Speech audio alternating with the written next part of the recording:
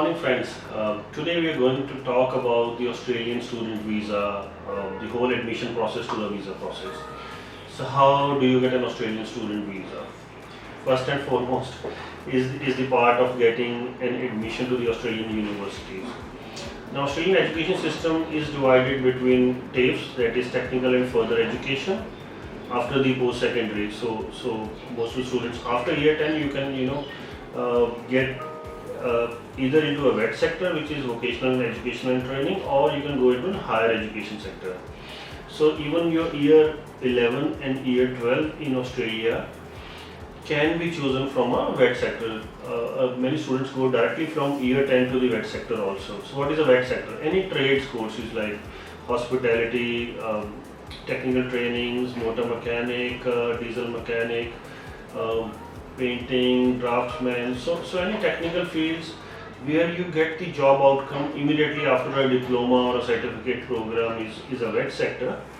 Or on the other side, you could go to a higher education sector, which is more preferred for international students, that is the higher education towards the university. Now interestingly, Australia has very good government universities. The total universities in Australia is probably about just 43, and very few, 3-4 are private universities, and most of the other are government universities, very highly ranked. So it's pretty easy to choose from depending upon the location you want to go to, the ranking, the budget, and from the universities. Then there are top 8 universities that are called the group of 8 universities. Now which are the group of 8 universities? The University of Melbourne, the University of Sydney, the University of New South Wales, the University of Queensland, the University of Adelaide, the University of Western Australia, Monash. So all these universities would come in group of 8, top 8 universities, and that does not mean the other universities are not good, but they are just top 8. And after that there are a lot of other very good highly ranked universities like the University of Newcastle, Deakin University, University of Wollongong, Curtin University, very good universities. And depending upon the course you want to go to, the city you want to go to, you can choose from those universities. Now interestingly, Australia has a very unique way of getting the admissions into those universities. The unique way is GTE. Now back in 2012, there was a Michael Knight Commission that undertook a study to get how to get the genuine students into Australia. It was started in 2009, so it took around 2 to 3 years, developed a strategy. They came up with a strategy of GTE, that is genuine temporary entrant. So they want the genuine students to come to Australia. How do they assess them? They assess them on a GTE criteria. So what is a GTE criteria? They want the genuine student to come. So they want the students to basically have assessed on 3 parameters. What are 3 parameters? Has the student done the independent research about coming to Australia? So you have to show that in an SOP. Has the student done an independent research, and is that genuine about what course and university student is going to study? And then the financial capability of the student. The student needs to have the financial capability to study in Australia. Now very interestingly, these 3 criteria are to be taken care by the university, not the High Commission, by the university.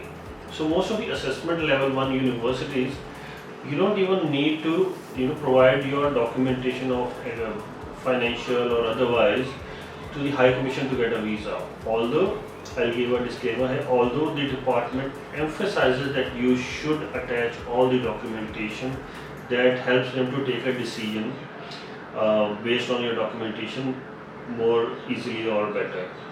So coming back to the GT criteria, so it's a very subjective criteria. So many universities have different ways of assessing the GT.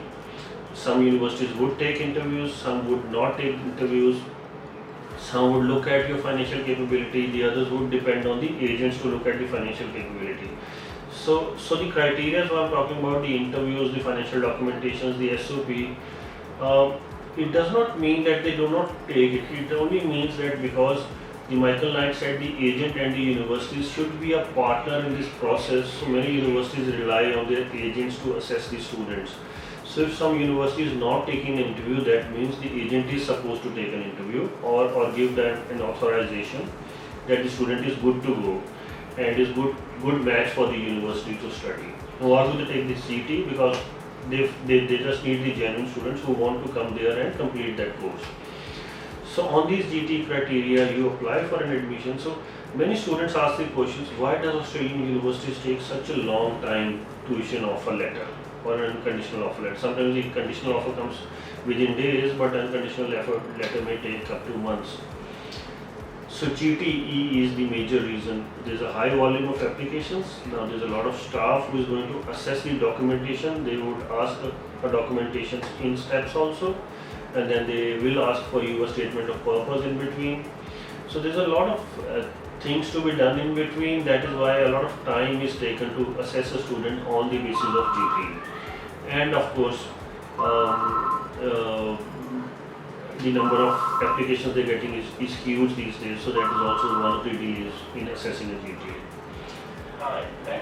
And then there is, once the student is assessed on a GTE, he is provided with an unconditional letter of offer.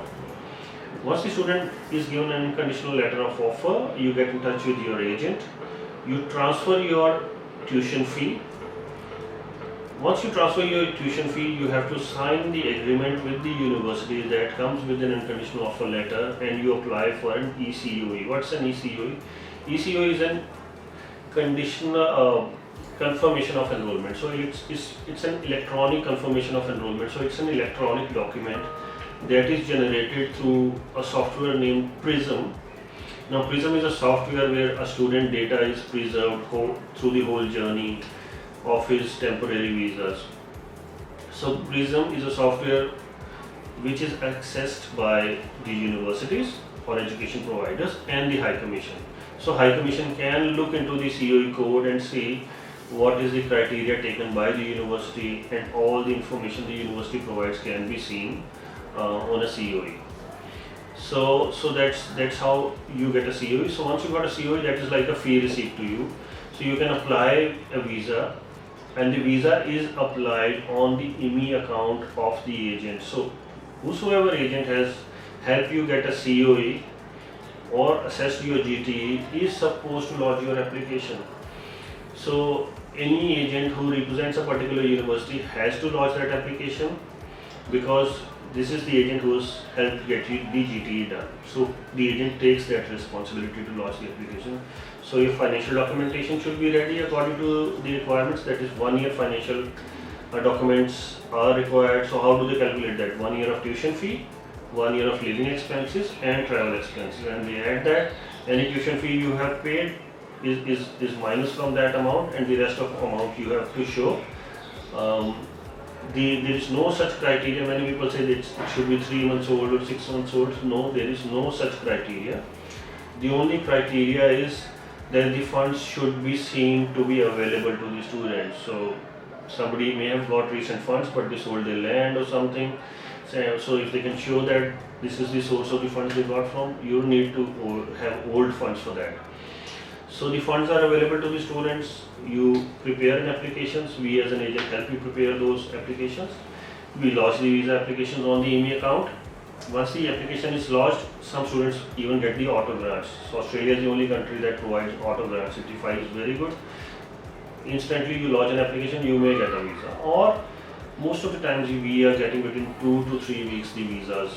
So visa times do vary with the time frame nearer to the intakes. Sometimes the visa times take longer because the lodgements get higher. So if next is the July intake, I would suggest you to apply the visa before 15th of June maximum, or you go for the next intake, or it would be deferred in any case, because the visa may take longer. So this is the whole process of Australian admission and visa. For any other information, you have our number scrolling down in the screen. Please call us. We are here to help you, and